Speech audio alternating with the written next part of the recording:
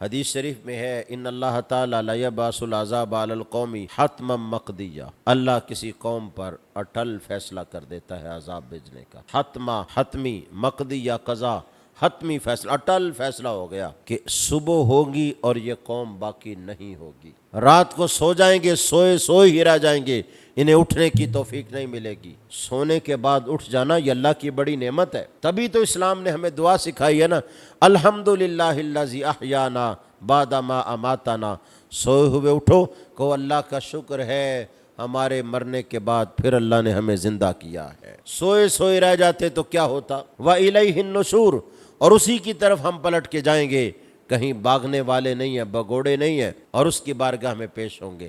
یہ دعا اسی لیے سکھائی ہے کہ سونے کے بعد پھر آنکھ کھل جائے تو یہ اللہ کی بڑی نعمت ہے۔ نیند کو موت کی بہن کہا گیا، رب نے کہا اللہ یتوفی الانفس حین موتہا، فرمایا موت کے وقت اللہ روحیں نکالتا ہے، واللتی لم تمت فی منامہا، فرمایا جو مرا نہیں سویا ہے تو نیند میں بھی اس کی روح اس سے الگ ہوتی ہے، روح سیلانی۔ فیمسک التی قضی علیہا الموت، جس پر موت کا فیصلہ ہو اللہ روح کو واپس آنے ہی نہیں دیتا، سویا سویا رہ جاتا ہے۔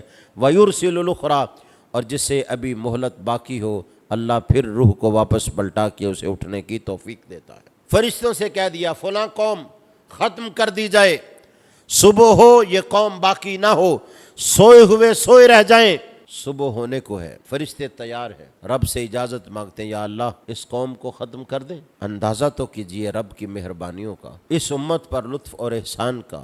آقا علیہ السلام فرماتے ہیں رب کہتا ہے نہیں ٹھہر جا، رک جاؤ۔ فرشتے کہتے ہیں یا اللہ ہم تو پابند حکم ہیں، تو نے روک دیا رک گئے، لیکن سبب کیا ہے؟ رب کہتا ہے جن کی وجہ سے عذاب بھیج رہا تھا ابھی انہوں نے توبہ تو نہیں کی۔ توبہ تو بڑا عمل ہے نا، کبھی انہوں نے توبہ نہیں کی، ابھی نائٹ کلب جو ہیں وہ آباد ہیں، برباد نہیں ہوئے، ابھی بے حیائی، فحاشی اور یعنی کے اڈے اپنے عروج پر ہیں، لوگوں نے چھوڑے نہیں ہیں، لوگ واپس تو نہیں پلٹے، لیکن ہوا یہ ہے فَيَقْرَأُ صَبِيٌّ مِّن صِبْيَانِهِمْ فَاتِحَةَ الْكِتَابِ، قوم کے بچوں میں سے ایک چھوٹا بچہ قاری صاحب کے پاس گیا اور اس نے سورہ فاتحہ سیکھنی شروع کی، اور رات کو وہ پڑھ رہا تھا الحمدللہ رب العالمین الرحمن الرحیم مالک یوم الدین۔ اب وہ کوئی توبہ کے لیے نہیں، وہ سیکھنے کے لیے پڑھ رہا تھا۔ جن کو توبہ کرنی چاہیے تھی وہ خواب غفلت میں سوئے ہوئے تھے، انہیں خیال ہی نہیں کہ ہمارے گناہ کتنے بڑھ گئے۔